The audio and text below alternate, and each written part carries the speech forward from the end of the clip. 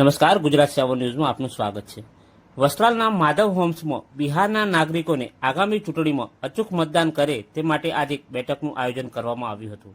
બિહારથી પ્રદેશ મંત્રી સંતોષ રંજન રાય વિશેષ રૂપે હાજર રહીને બિહારમાં આગામી સમયમાં યોજાનાર ચૂંટણીમાં અચૂક મતદાન માટે મતદાર યાદીમાં તેમનો સમાવેશ કરી શકાય તે માટે બિહારમાં આવી મતદાર યાદીમાં નામ ચકાસીને નામ ઉમેરવા માટે અનુરોધ કર્યો હતો। हम सब ऐसा वो टाइम को लोग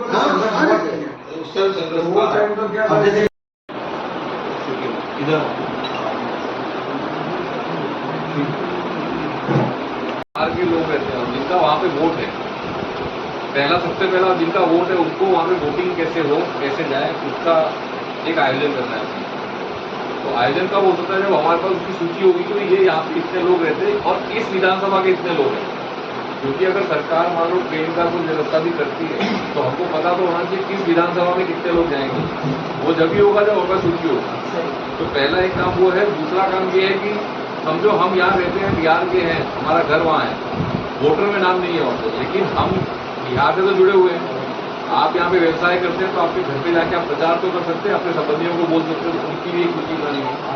तीसरा है कि जो संस्थाएं चलती हैं, जाति आधारित हो, छठ समिति वाली हो या फिर एनजीओ हो जो सेवा का काम करता है, लेकिन बिहार की संस्था हो, उनकी सूची बना के उनके प्रमुख महामंत्री जो है उनकी भी डिटेल हमको देनी। ये 3 काम हमको करने हैं। ये बड़ा काम है क्योंकि हर एरिया में, जैसे हम पहली बार आपसे मिल रहे हैं, जैसे आप भी 10 साल से यहाँ पे, 15 साल से, मैं भी यहाँ पे इतने साल से रहता हूँ, मुलाकात पहली बार हुई। तो ये अब धीरे धीरे जैसे आपके परिचय में कोई होगा जिसको मैं नहीं जानता हूँ, ये नहीं जानते हो, वो चेन पूरी करके हमारा एक भी व्यक्ति यहाँ छूट नहीं जाए जिसका वोट बिहार में है, वो हमको पूरा करना है। उसमें हम सबको लगना है। इसके अंदर ये भी हमारे साथ में है, मुनील जी हैं और भी काफी लोग हैं। धीरे धीरे हमको जोड़ते जाना है। अब उसके अंदर देखिए मैं आपको बता देता हूँ, पार्टी में हमको 5 तरह के फॉर्म मिलते हैं। एक सिंपल है कि जो बिहार के मूल्य कार्यकर्ता है, यानी जो बिहार के है और यहाँ आके बस है, उनका वोट है कि नहीं है वो अलग चीज है, उनका डिटेल यहाँ पे हमको लिखना है। दूसरा फॉर्म जो है वो है जो वहाँ के वोटर हैं। संतोष रंजन राय, प्रदेश मंत्री, भारतीय जनता पार्टी, बिहार।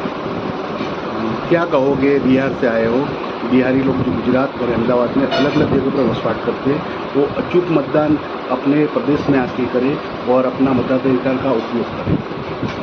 हम आए हैं यहाँ जो लालू जी के कुशासन में बिहार छोड़कर भाग कर आए, यहाँ अपना जीविकोपार्जन के लिए लोग रह रहे हैं। अपने मेरे जो भाई हैं, मेरे परिवार के लोग हैं, उनसे आग्रह करने आए हैं कि आपने गुजरात की व्यवस्था देखी है, गुजरात की अच्छाइयों में आपका भी योगदान है।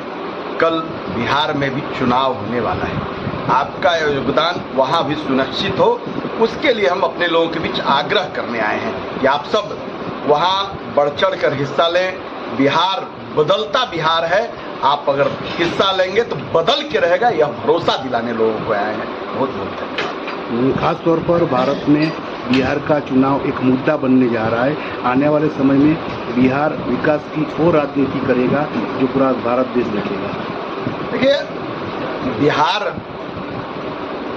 13 करोड़ आबादी का प्रदेश है। बिहार देश को दिशा और दशा देता है।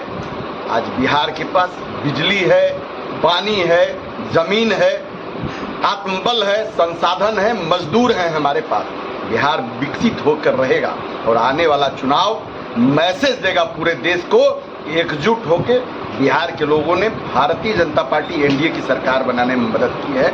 इसके लिए भी हम यहाँ आए हैं कि आप सब एक बार चलें, गुजरात को अपने चमकाया है, अपने बिहार को भी चमकाइए, बिहार को भी स्थापित कीजिए, बिहार को भी देश के मानचित्र पर बैठाने का काम कीजिए। गुजरात में लगातार 34 साल से भाजपा शासन यहाँ कर रहा है, उनकी विकास की राजनीति पर आगे चल रहा है। देखिए, हम अगर बार बार सरकार में आ रहे हैं, बिना विकास के कोई बार बार सरकार में नहीं आ सकता है।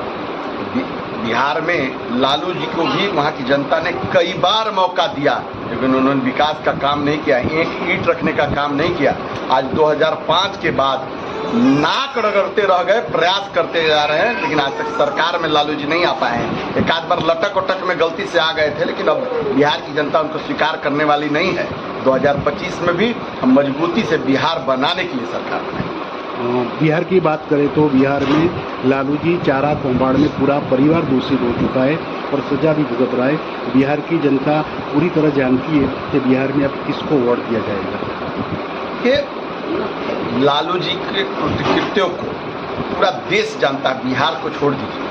और आज उनके बेटे तेजस्वी जी कहते हैं कि हम आएंगे तो बिहारियों को बिजली फ्री देंगे। अरे आप थे नहीं क्या पहले सरकार में? आप सरकार में थे तो आपके खानदान के लोग तारे काट के बेच देते थे, आप बिजली फ्री देंगे। अरे बिजली जो भी देना होगा, आज बिहार के पास सरप्लस बिजली है, आज बिहार के पास सरप्लस पानी है, हमारे पास व्यवस्थाएं हैं। इस व्यवस्थाओं को काम लेने का काम बिहार की आने वाली सरकार करेगी। बिहार में मजदूरों को 12 महीने काम देने का व्यवस्था अब बिहार सरकार कर रही है। बिहार कभी परेशान रहता था, कभी बाढ़ से, कभी सुखाड़ से, कभी दहाड़ से। इन सब से हम अब आगे निकलने वाले हैं और विकसित बिहार बनाकर